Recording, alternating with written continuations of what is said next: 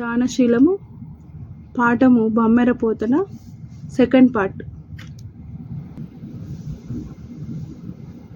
కారే రాజులు రాజ్యములు గలుగవై గర్వోన్నతిం పొందరే వారేరి సిరి మూట కట్టుకొని పోవం జాలిరే భూమిపై బేరైనం గలదే శిబి ప్రముఖులు బ్రీతిన్ యశకాములై ఈరే కోర్కులు వారలన్ మరచిరే ఇక్కాలమున్ భార్గవ.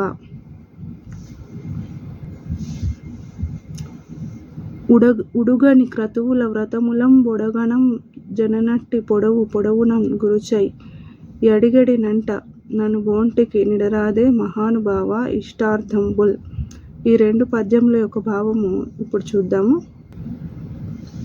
భావము 4లో చూడండి. ఆచార్య, పూర్వం రాజులు ఉన్నారు, వారికి రాజ్యాలు ఉన్నాయి. వారు ఎంతో అహంకారంతో విర్రవీగారు. కానీ వారెవరూ ఈ సంపదలను మూటగట్టుకొని పోలేదు. ప్రపంచంలో వారి పేర్లు కూడా మిగులలేదు. శిబి చక్రవర్తి వంటి వారు కీర్తి కోసం సంతోషంగా అడిగిన వారి కోరికలు తీర్చలేదా? వారిని ఈనాటికి లోకం మరవలేదు కదా. ఇది భావం నిన్న కూడా చెప్పుకున్నాము. చివరిలో ఆచార్య అని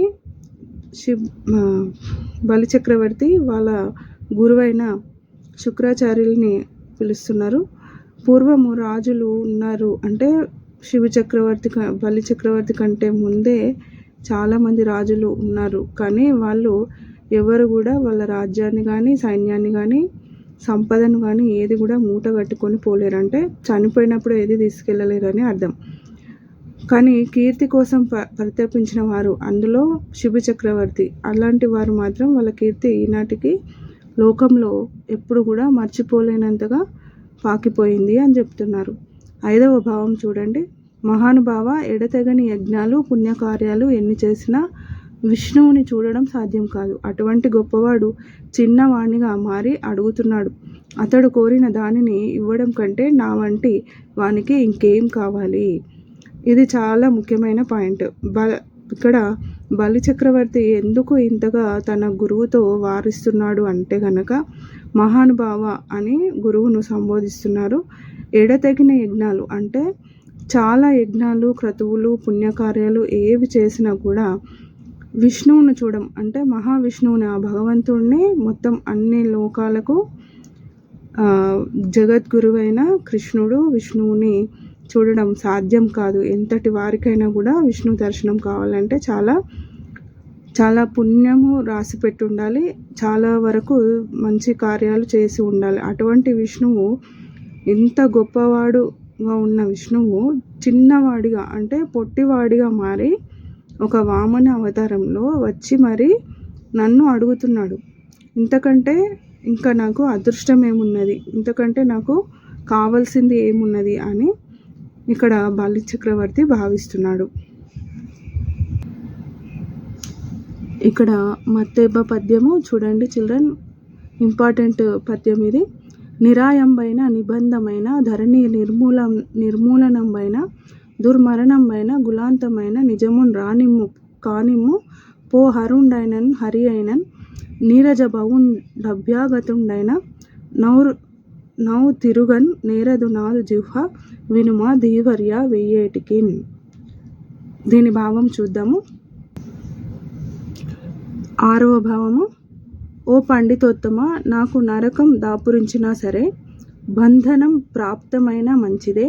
ఈ భూమండలం అదృశ్యమైన నాకు దుర్మరణం వచ్చినా సరే, నా వంశం అంతా నశించినా సరే, ఏమైనా కానీ ఏదైనా రాని. ఎందుకు ఇన్ని మాటలు? వచ్చినవాడు శివుడు, విష్ణువు, బ్రహ్మ, ఎవరైనా సరే నా నాలుక వెనుదిరగదు, ఆడిన మాట తప్పను. ఇక్కడ ఓ పండితోత్తమ మళ్ళీ సంబోధిస్తున్నాడు వాళ్ళ యొక్క గురువుని, శుక్రాచార్యుల గారిని. ఎవరు? బలి చక్రవర్తి. నాకు నరకం దాపురించినా సరే అంటే నేను ఈ విధంగా ఇక్కడ వచ్చిన వామనుడికి ఏదడిగినా ఇస్తానని మాట ఇచ్చాను కదా, దానికి నాకు నరకం వచ్చినా సరే ఉంది. అంటే నేను చచ్చిపోయిన తర్వాత నరకానికి వెళ్తారంటారు కదా, అలా నరకం వచ్చినా సరే ఉంది. మళ్ళీ బంధనం ప్రాప్తమైన మంచిదే అంటే ఏదైనా కూడా శిక్ష వేసినా కూడా నాకు ఓకే మంచిదే అని చెప్తున్నారు. ఈ భూమండలం అదృష్టమైన నాకు దుర్మరణం వచ్చినా సరే, అంటే భూమండలం కూడా అదృశ్యమైపోయినా కూడా నాకు సంబంధం లేదు. నాకు దుర్మరణం వచ్చినా సరే, నా వంశం అంతా నశించినా సరే, అంటే నా యొక్క పుత్రులు ఇంకా మిగతా వాళ్ళందరూ కూడా అందరూ కూడా చనిపోయినా సరే, నశించడం అంటే చనిపోవడం మొత్తం కూడా లేకపోయినా సరే, ఏమైనా కానీ ఏదైనా రాని, అంటే ఏమైనా అయినా కూడా నేను ఎందుకు ఇన్ని మాటలు, వచ్చినవాడు నేను ఆడిన మాట తప్పను అంటున్నాడు. వచ్చినవాడు శివుడు, విష్ణువు, బ్రహ్మ, ఎవరైనా సరే నా నాలుక వెనుదిరగదు. అంటే నేను ఒకసారి మాట ఇచ్చాను, నాలుక వెనుదిరగకపోవడం అంటే ఏంటి? మాట ఇచ్చాను, అది నేను తప్పను అని చెప్పడం. బాగా బ్రతికిన, ఎన్ని కష్టాలకు గురైనా, పేదరికం వచ్చినా, ప్రాణానికి ధనానికి చేటు వచ్చినా, చివరికి మరణమే సంభవించినా సరే అభిమాన ధనులు మాట తప్పలేరు. అంటే బాగా బ్రతికినన్నాళ్ళు చాలా సుఖ సౌఖ్యాలు అన్నీ కూడా అనుభవించి, ఎన్ని కష్టాలు వచ్చినా కూడా, పేదరికం మొత్తం కటిక దరిద్రం వచ్చినా కూడా, ప్రాణానికి ధనానికి చేటు వచ్చినా, అంటే ప్రాణము పోయే పరిస్థితి వచ్చినా, అస్సలు ధనం అనేది లేకపోయినా కూడా, మరణమే సంభవించినా కూడా అభిమాన ధనులు, అంటే ఒక ఆత్మస్థైర్యము, అభిమానం కలవారు, సెల్ఫ్ సాటిస్ఫాక్షన్ అనమాట, ఇక్కడ సెల్ఫ్ కాన్ఫిడెన్స్, ఇది కలవారు ఎవరు కూడా ఇచ్చిన మాట తప్పలేరు అని చెప్తున్నారు ఇక్కడ బలిచక్రవర్తి. ఇంత గట్టిగా తన గురువుతో వారిస్తున్నారని అర్థం చేసుకోవాలి. థర్డ్ పార్ట్లో మొదటి పద్యము చిల్డ్రన్. బ్రతుకవచ్చుగాక బహుబంధములైన వచ్చుంగాక లేమి వచ్చుంగాక, జీవధనములైన జడుంగాక పడుంగాక, మాట తిరగలేరు మానధనులు. ఇందాక మనం భావం చూసాం కదా, ఆ భావంనకు ఇక్కడ పద్యం, ఇదే పద్యంనకు భావం అనమాట. నెక్స్ట్, అయ్యవసరమున ధనుజ లోకనాథుడ దయిత, వింధ్యావళి రాజవదన మదమరాల గమన, వటుని కాళ్ళు గడుగ వర హేమఘటమున, జలమును తెచ్చే భర్త సన్న ఎరింగి. ఈ పద్యమునకు భావం చూద్దాము. అని ఈ విధంగా బలిచక్రవర్తి మాట్లాడుతుండగా, చంద్రబింబం వంటి ముఖము, మత్తిల్లిన రాజహంస వంటి నడక కలిగిన అతని ఇల్లాలు వింధ్యావళి భర్త యొక్క సైగను గమనించింది. ఆ బ్రహ్మచారి కాళ్ళు కడిగి దానం చేయటానికై శ్రేష్టమైన బంగారు కలశంతో నీళ్లు తెచ్చింది. ఈ విధంగా వారించిన బలిచక్రవర్తి వాళ్ళ గురువు గారైన శుక్రాచార్యుడితో ఈ విధమైన వార్తలు అంటే వారించడం జరిగింది ఇప్పటివరకు. అయితే ఒక్కసారి బలిచక్రవర్తి ముఖముతో తన కళ్ళతో భార్యను చూడగానే, ఆ భార్య పేరు వింధ్యావళి. ఇంకా ఇక్కడ భర్త యొక్క పట్టు విడవని సామర్థ్యాన్ని గమనించిన భార్య బంగారు పళ్ళెము, వచ్చిన వామనమూర్తి యొక్క కాళ్ళు కడగడానికి బంగారు కలశంతో నీళ్లు కూడా తీసుకొచ్చింది. అప్పుడు వామనునితో బలిచక్రవర్తి ఇట్లా అన్నాడు. నెక్స్ట్ పద్యం చూద్దాం. ఈ పద్యం చూద్దాం చిల్డ్రన్. అయ్యవసరంబున గపట వటునకు నద్దాన వేంద్రుడిండిటనియే, రమ్మ మానవకోత్తమ లేమ్మ నీ వాంఛితంబు లేదనకిత్తుదేమ్మ, యడుగుల నిటు రానిమ్మ కడుగంగ వలయు నేటికిన్ దడయన్, సురలోక సముద్ధరణము నిరత శ్రీ కరుణమఖిల నిగమాంతాళం, కరణము భవ సంహారణము హరిచరణము నీటంగడిగే నసురోత్తముండొన్. ఈ రెండు పద్యముల యొక్క భావము ఇప్పుడు చూద్దాం. అప్పుడు వామనునితో బలిచక్రవర్తి ఇట్లా అన్నాడు. ఓ ఉత్తమ బ్రహ్మచారి, లేవయ్యా, ఇటు రావయ్యా, నీవు అడిగింది లేదనకుండా ఇస్తా, నీ పాదాలు కడగనివ్వు, ఇంకా ఆలస్యం దేనికి? ఇక్కడ బలిచక్రవర్తి వామనమూర్తితో ఈ విధంగా అంటున్నాడు. వామనుడు అంటే మహావిష్ణువును సాదరంగా ఆహ్వానించి ఈ విధంగా అంటున్నాడు. ఓ బ్రహ్మచారి, లేవయ్యా, ఇటు రావయ్యా, అంటే కూర్చున్న అక్కడ కుర్చీ అంటే సీట్లో నుంచి అక్కడ నుండి లేవయ్యా అంటే ప్రత్యేకమైన కుర్చీని అక్కడ సమకూర్చారు.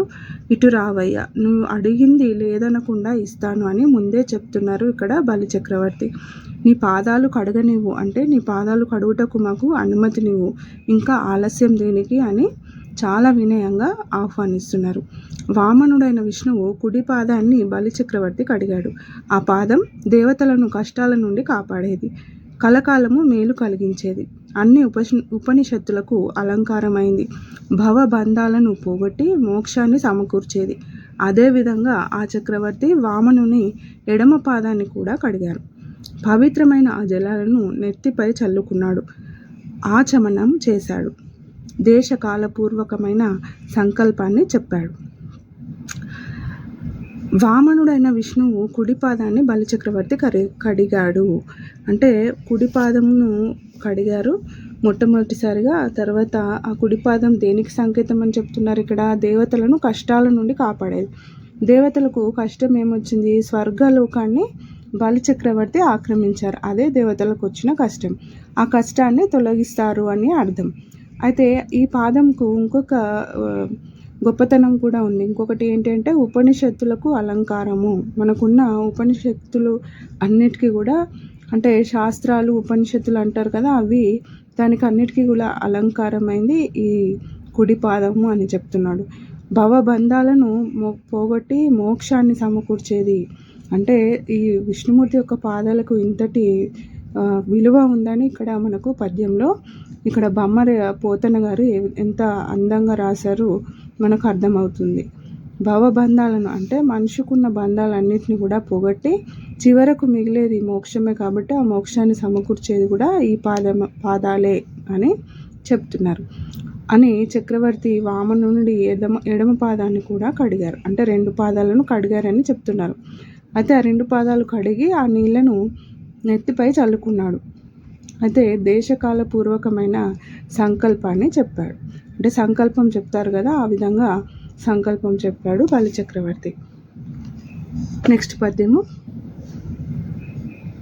ఇట్లు ధరణీసుర దక్షిణ చరణ ప్రక్షాళనంబు చేసి వామన పాదంబు కడిగి తత్పావన జలంబు శిరంబునం జల్లుకొని